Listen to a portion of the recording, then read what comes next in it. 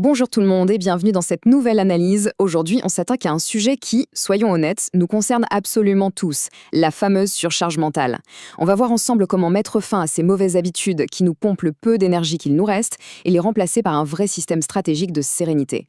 Surtout si vous faites partie de ces femmes qui jonglent avec 1000 responsabilités au quotidien et qui cherchent désespérément un peu d'apaisement mental, restez bien avec moi. On va enfiler notre casquette de coach bienveillant et utiliser des outils super concrets du behavior design. Le but, mettre en place une hygiène mentale en béton, mais tout en douceur, sans s'épuiser. Allez, c'est parti. Pour vraiment comprendre, prenons un exemple très concret. Imaginez une femme, on va l'appeler Sarah. Sarah, elle rentre chez elle après une journée de travail juste interminable et hyper stressante.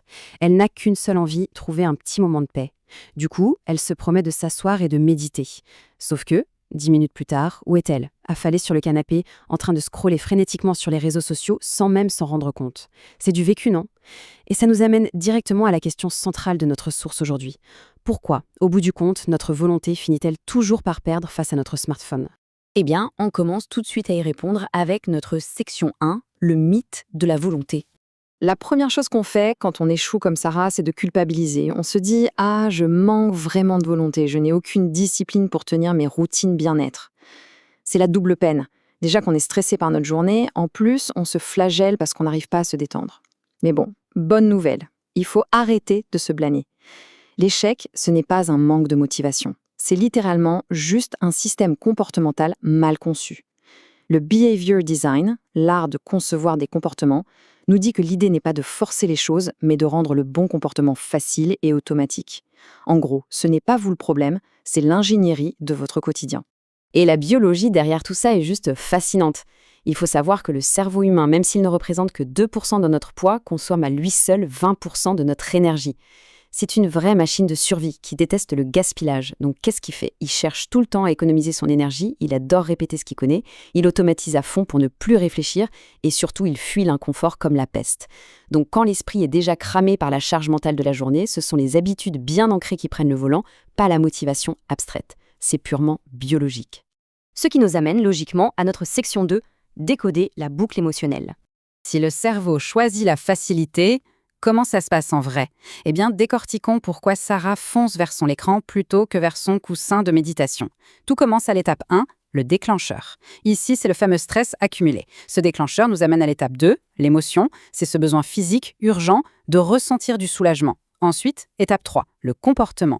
Le cerveau est fatigué, donc il prend le chemin où il y a zéro friction, c'est-à-dire ouvrir une appli sur le téléphone. Et boum, étape 4, la récompense. Une bonne dose de dopamine immédiate qui calme l'anxiété sur le coup, même si ce n'est que temporaire. Et c'est là qu'on touche au cœur du sujet. Nos sources mettent en lumière cette idée brillante. Le problème n'est pas l'application. Le problème est le besoin émotionnel caché derrière. Vous comprenez? Supprimer l'application ou jeter son téléphone par la fenêtre, ça ne marchera jamais sur le long terme si, à l'intérieur, le besoin de décompresser clignote toujours en rouge. Trouver et comprendre ce déclencheur émotionnel, c'est la seule vraie méthode pour faire baisser le stress chronique. Allez, on passe à la section 3 pour voir comment régler ça en pratique avec le modèle COM. Pour analyser pourquoi nos super bonnes intentions tombent souvent à l'eau, les experts utilisent ce fameux modèle COM-B. Reprenons notre Sarah qui voudrait tant se mettre au journaling pour s'apaiser. On évalue 3 choses. 1. La capacité. Le soir, elle est épuisée mentalement. L'énergie pour écrire de belles phrases n'est juste pas là. 2. L'opportunité. La maison est bruyante, les enfants courent partout, bref, aucun espace calme. Et 3. La motivation. Elle a vraiment très envie de se détendre. C'est sincère, mais cette motivation est complètement écrasée par la fatigue et le chaos ambiant. Les vrais coupables, ce sont donc l'environnement et l'épuisement, point barre. Et ça illustre parfaitement une idée clé. Le design comportemental, c'est un protocole léger, pragmatique. On ne vous demande pas de faire une psychanalyse de 10 ans, de revisiter vos pires traumatismes ou de changer de personnalité juste pour réussir à prendre 5 minutes pour vous le soir. C'est de la stratégie pure et dure. On modifie des tout petits trucs externes, histoire de ne pas tirer sur la corde émotionnelle qui est déjà bien assez tendue comme ça. Alors, comment on fait concrètement? On le voit dans notre section 4, le pouvoir des micro-habitudes. Bon, si la longue séance de méditation ou la grande page de journal intime font un flop le soir, on fait quoi? Regardez un peu ce contraste. D'un côté, on a l'attente super lourde. Je vais méditer 1 heure. Le cerveau regarde ça, voit qu'il est fatigué et dit non merci, trop l'effort. De l'autre côté, la solution miracle, la micro-habitude ridicule, du genre je vais prendre une grande inspiration profonde pendant exactement 1 minute juste après avoir bu mon café. L'astuce, c'est de rendre l'action tellement minuscule qu'il serait presque absurde de ne pas la faire et surtout de l'accrocher à un truc que vous faites déjà tous les jours. Mais alors, pourquoi ça marche si bien pour retrouver de la sérénité? Eh bien, ça contourne toutes les alarmes de votre cerveau. Puisqu'il n'y a presque aucun effort à fournir, la friction est minimale. Le cerveau l'accepte direct. Et le plus beau dans tout ça, ça vous donne un sentiment de réussite immédiat.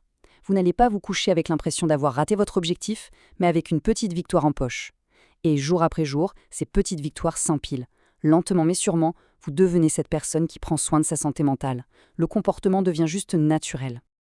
En fin de compte, ce que nous apprend cette approche, c'est que la vraie sérénité ne s'obtient pas en se forçant ou avec une discipline de fer. Ça s'obtient avec de la ruse et beaucoup d'empathie envers soi-même. Quand le système est bien fait, l'action devient presque inévitable. Alors pour clôturer cette analyse, j'aimerais vous laisser sur cette question, à méditer face à votre propre surcharge mentale. Plutôt que d'essayer de révolutionner toute votre vie, quelle micro-habitude complètement ridicule pourriez-vous tester dès demain matin pour ramener enfin un peu de paix dans votre quotidien? Merci beaucoup d'avoir suivi cette explication avec moi et on se retrouve très vite pour décortiquer de nouveaux concepts fascinants.